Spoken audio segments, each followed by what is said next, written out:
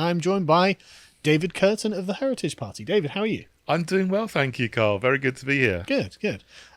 Just for anyone who doesn't know, can you give me a brief overview of the Heritage Party? Yeah, we've been going for about 2 years, and we set up to be a socially conservative party, something I really think the country needs because we don't have a real conservative party anymore. And I think a lot of people have been shocked in politics and have really seen it over the last month or so that the Conservatives aren't conservative, as well as the Liberals not being liberal and Labour having nothing to do with the labouring man anymore. So we set up the Heritage Party, or I set it up 2 years ago, to be for and stand for socially conservative principles, just things which I think everybody thinks is common sense, like traditional family values, free speech, liberty, financial responsibility, controlling our borders, but then also preserving the countryside. Yeah, exactly, all of those things. And so we've had a lot of interest over the 2 years, and especially in the last month or so with the chaos in Parliament. But we're building the Heritage Party, and I hope we can be a challenger to those parties that are in Parliament that aren't doing the best for our country anymore. And I've done quite a lot of work on the censuses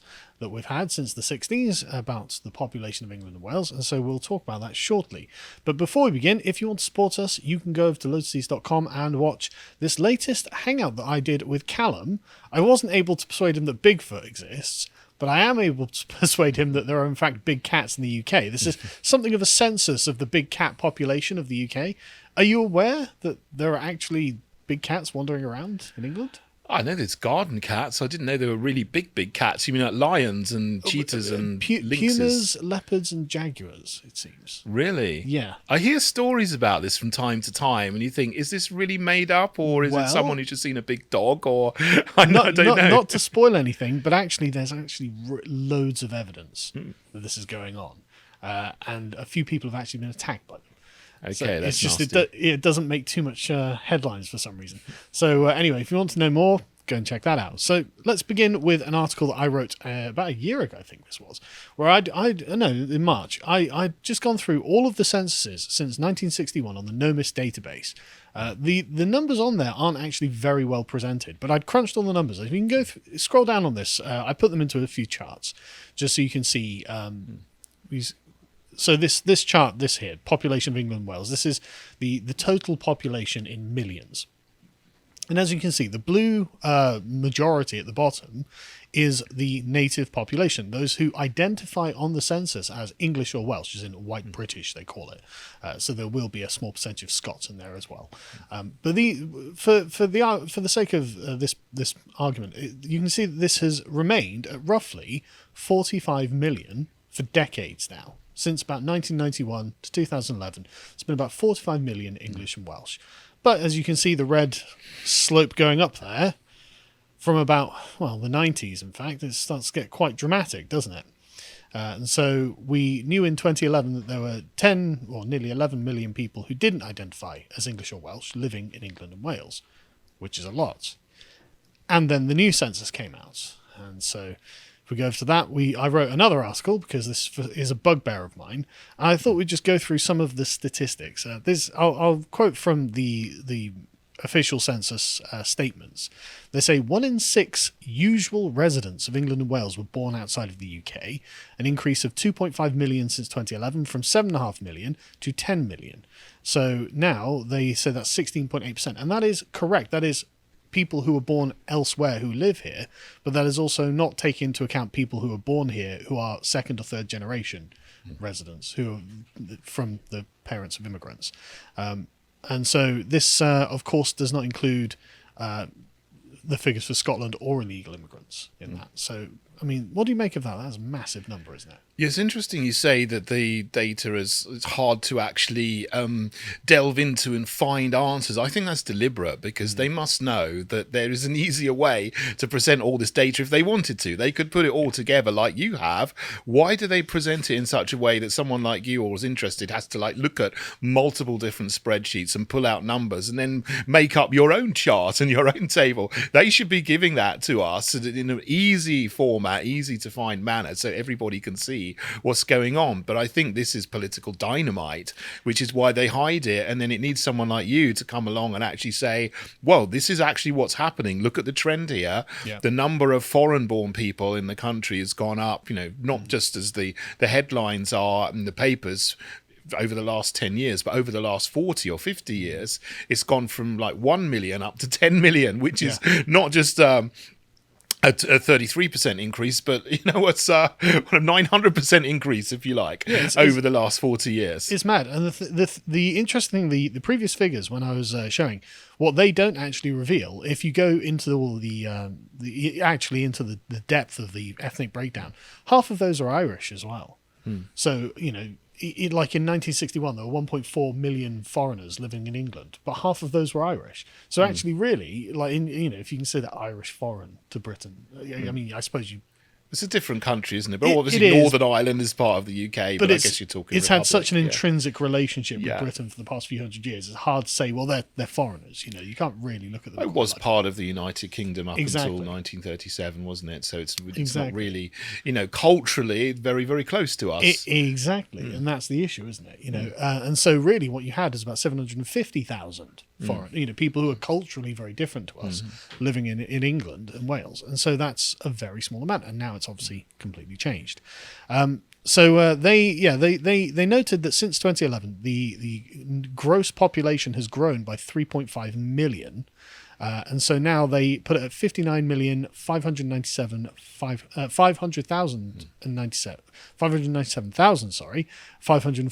in 2021. So I'm just going to round that to 60 million just for ease of use. But that's staggering, isn't it? So if we look at the 45 million English and Welsh, there are now 15 million non-English and Welsh living in England and Wales. I think that 60 million was the population of the whole United Kingdom about 20 years ago, something like that. So that because these figures that you're putting are just England and Wales, they don't include Scotland and Northern Ireland That's too. correct. So I wonder, if you, and that's a very strange thing. Why do they not include the rest of the United Kingdom? Is this another bit of obfuscation? So you look at this and go, oh, it's only 60 million, but actually you add Scotland and Northern Ireland, that's 67 or 68 million, and that doesn't include people that aren't on the census because not everyone who's here is going to be on the census. Which I'll get to in a minute, in fact. And so the question then is, well, where are the growths coming from? Where's the population growth coming from? They point out that the birth rates account for, in the 10 years, 1.5 million extra people, which is interesting because the birth rates are not evenly distributed among different groups. The average white British family had 2.2. In 2008, they had 2.2. This appears to have actually gone down, but the average for Indians was 2.6, Pakistanis was 3.2, and Bangladeshis was 3.6. And so the population growth, again, we'll find out if and when, and it may be that they don't end up releasing the actual self-identified ethnic breakdown of the United Kingdom. And again, I suspect you're right. It's probably because they're like, oh God, that's going to look bad. But I would sort of question that a little bit because that says this is a 2008 study by the Institute for Social and Economic Research. That puts the figure for white British at 2.2. But there are other figures that suggest the total fertility rate for white British people in the United Kingdom is actually much lower than that. They do. Much more like 1.5, 1.6, which is below replacement rate. So, which is, and that's exactly what the ONS say. And I do include it in this as well. In fact, the line above, at the moment, the ONS puts it at 1.61 children per woman. But the thing is, that's a composite figure that includes 15 million non-white British people. So it's like, okay, well, I mean, we don't know. I mean, in 2008, that was merely the average number of children at the time that they had. So, frankly, I couldn't find more accurate information. This was the most accurate information I could find when writing this article. I think it's probably worse than See, that's another thing. So if this is the most accurate information that's out there, well, I'm not saying it's the most accurate that's out there. It's the most accurate I could find. No, I absolutely If anyone's got any better, send it across. I want it. I'm not at all blaming you, but Yeah. my point is that there are people, the census people, the ONS, they will probably know this, but they're not putting it out. So we've got a figure there from 14 years ago.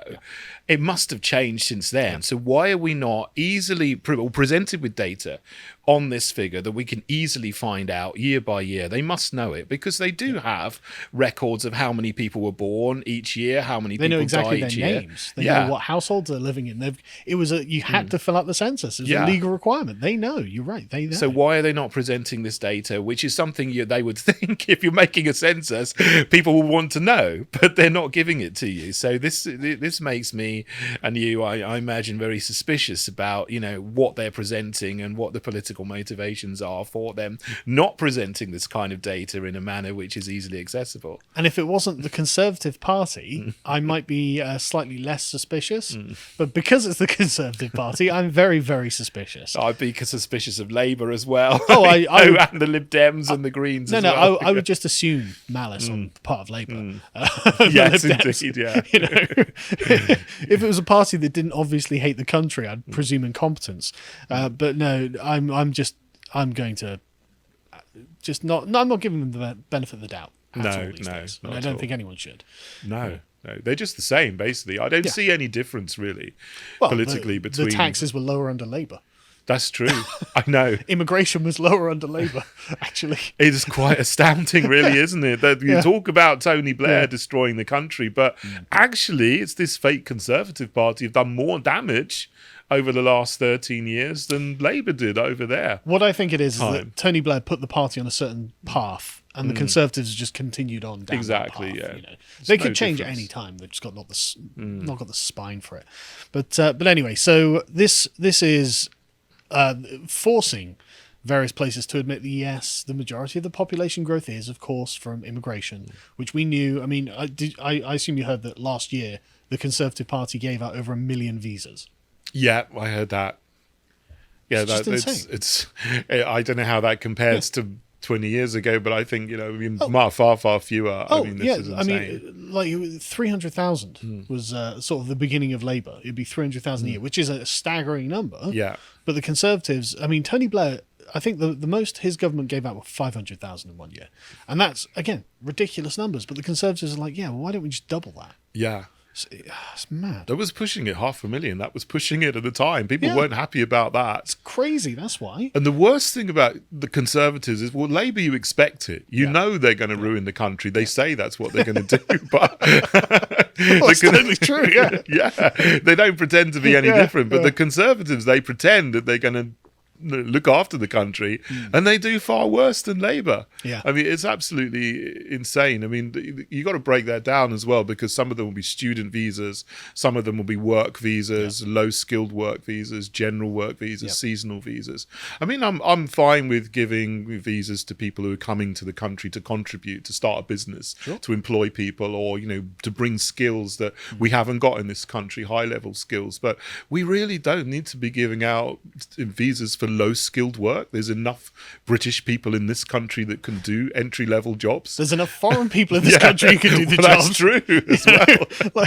In fact, let's talk about some of the numbers, because this is just mad. So they gave us a breakdown. There are 900,000 Indians who moved here in the last 10 years. So that's not including the million or so who were here, who came here during the Tony Blair years. 750,000 Polish. It's a staggering number.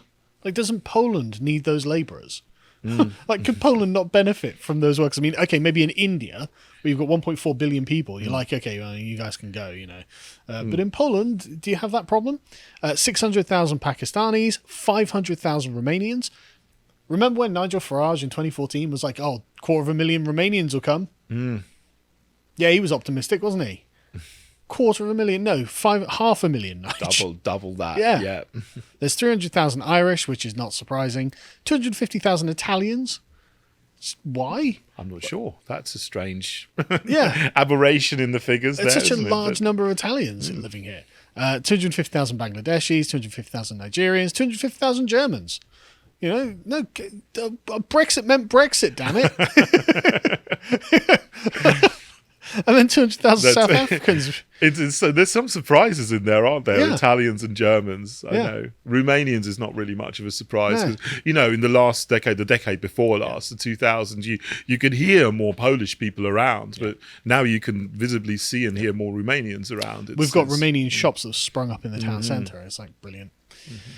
Anyway, let's talk about where these people are living, because it turns out that they're actually now the majority of lots of places in the United Kingdom, in England. English cities, many, or at least parts of them, are now majority immigrant, not even like second or third generation, like descendants of immigrants. So you can say, okay, well, born and bred here, fair enough. Maybe I won't count you as a foreigner, even if you're not English or Welsh, fair enough. But no, this is now the point where 40% of London was born outside of the United Kingdom. That's mad, isn't it? Yeah, I mean, it's unbelievable, isn't it? I mean, there's a difference between people who are culturally British. I'm not white British, but, we never even mention it. No one even really thinks about that at all. It's just, you're born here and you're British and so on. Yeah, I don't care about the skin colour. No, I want exactly. the Germans to go home. They're as white as the driven snow, but go out. It's London, especially East London, North London. You can see all the building and development that's going on. So actually, a lot of it, one of the drivers of this is that property developers make a lot of money out of this, and they want mass immigration to continue because they're just building 20, 30, 40-story skyscrapers all over the place, ruining our towns and cities. But they love it because they can make money, but they don't care because they live in rural Oxfordshire or something and they're not affected by it. I looked at this the other day. 20% of the Conservative Party's donors are property developers. 20%. It's the party of property developers, isn't It's it? mad. With the Conservative Party, we're going to pave over everything. What have you conserved?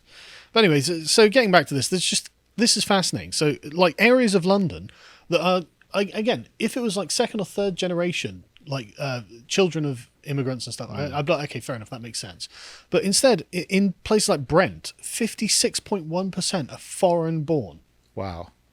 More than half of the people, and that's not including like That's the second or third astounding, generations, isn't it? Because you would expect that, with a high ethnic ethnic majority now, a lot of that would be people who have like come over before second or third generation. But it's astounding. You got more than half the people born abroad and have moved here. In Westminster? That's absolutely astounding. 55.6? Well, Westminster is unique in a way because that's the place, that is the centre of London where fair everybody enough. knows. So it is always going to attract more people than anywhere else. But, Newham, 53.7. Kensington and Chelsea, 53.9. Harrow, 51.1. Ealing, 50.8. I mean, it goes on into like the 40s and stuff like that. But those are just the ones that are more than half immigrants. Wow. So you could go down the other London boroughs and they'd probably be a lot 40, more 50. over 40% as well. Yeah, 47%, blah, Wow. blah. But I just thought I'd save the time. And then we get to just other English cities, which have a very large number of, again, first-generation immigrants. Right? Leicester, 41%. Goodness me. Nottingham, 24%. Bristol's only 18%, 19% nearly. Swindon, where we are, 20%. Peterborough, 28%. Luton, 38%. Reading, 33%. Slough, 44%. Milton Keynes, 25%. Southampton, 24%. Bedford, 21%. Cambridge, 38%. Oxford, 35%. Okay, fair enough. They're university cities. Maybe that makes sense. But, what's going on with Manchester at 31%? It's just an enormous percentage of these cities is born outside of the United Kingdom.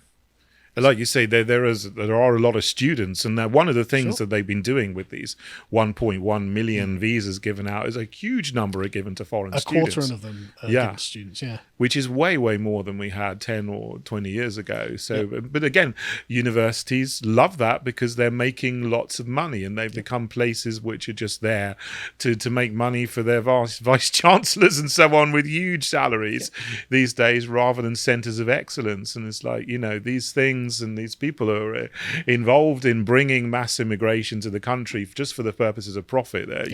They know the value of the price of everything, but the value of nothing. Exactly it's like, right.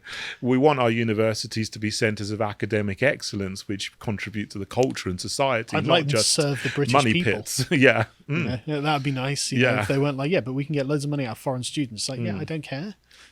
You get some that they don't care what the quality of the teaching is, and the students don't care what the quality of the teaching is either. Yep. They just love it. They come, they get a visa, they do whatever naughty course they do, and then they can stay afterwards. It's madness. So there's no quality in that at all. Speaking of illegal immigration, though, in 2019, Pew Research believed there to be somewhere between 800,000 and 1.2 million illegal immigrants in England and Wales, so we'll just cap that at a million. And of course, Migration Watch have estimated the invasion of the Channel migrants to be 79,000 in total so far. So that's just a drop in the bucket, really.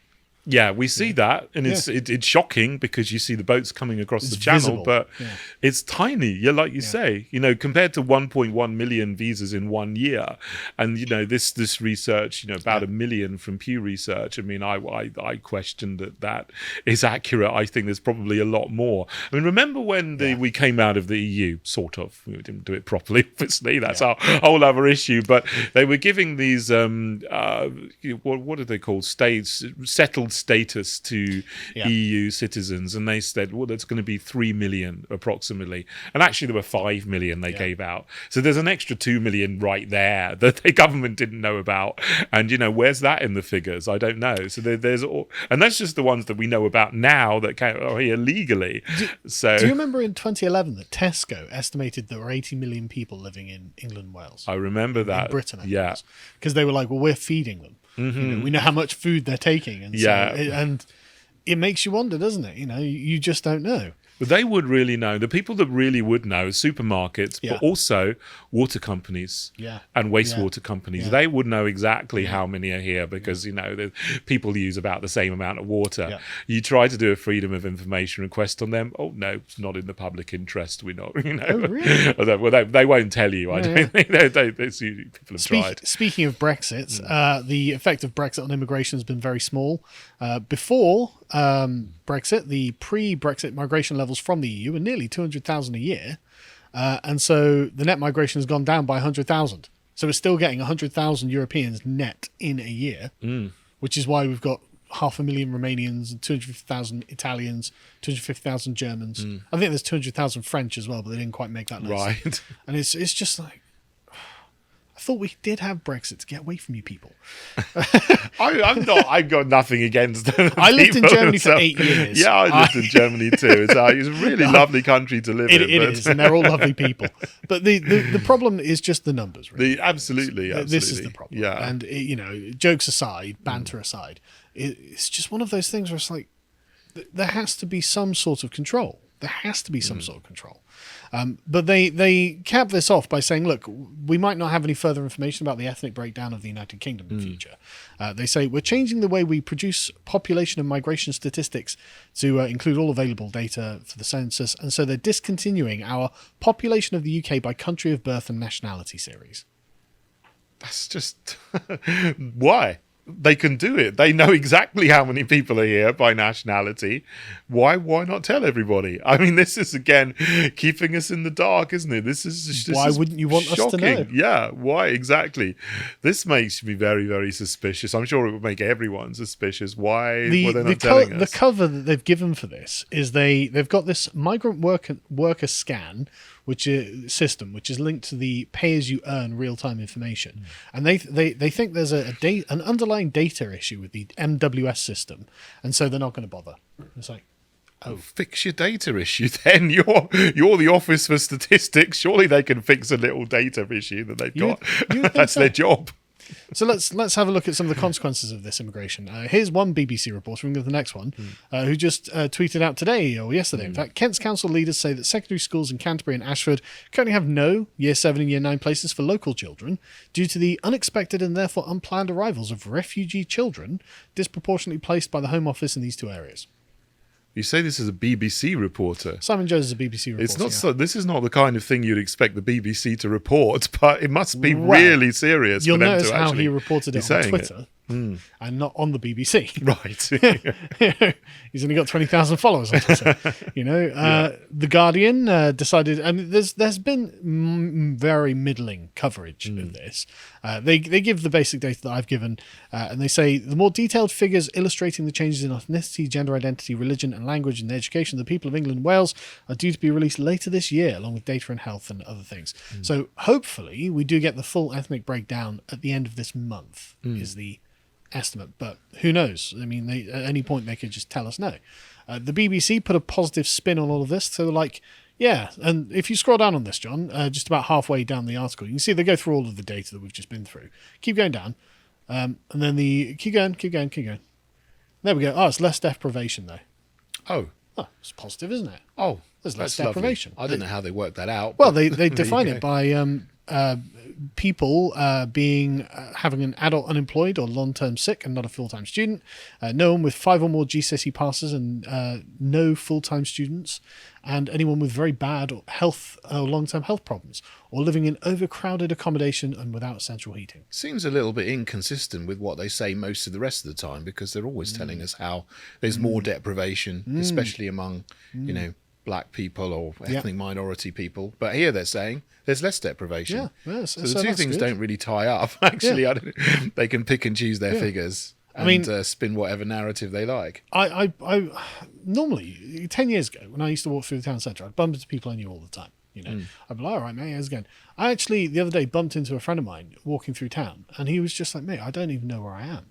And he literally said, I feel alienated from this town. I've been here my whole life. It is a shocking thing, I mean, I see that in some places, the buildings are the same. Well, actually, they're not, because they're building so many new buildings, but where they are, they can be the same. But the culture changes when you have a complete replacement of people. And in some, like you've got these boroughs, you say, with now over 50% of people in Brent, for example, are foreign born.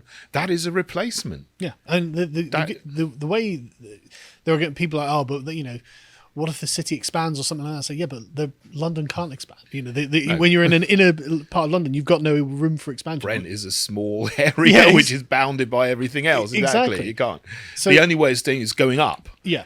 And they're building all these high rises, and they're getting filled with people. There's probably, because there are loads more of these high rises, especially around Wembley and Brent. They built loads of them, so they're just placing people in these, slums of the future from abroad who are coming in. And there's a lot of student accommodation there for the noddy universities of London. I won't mention their names, but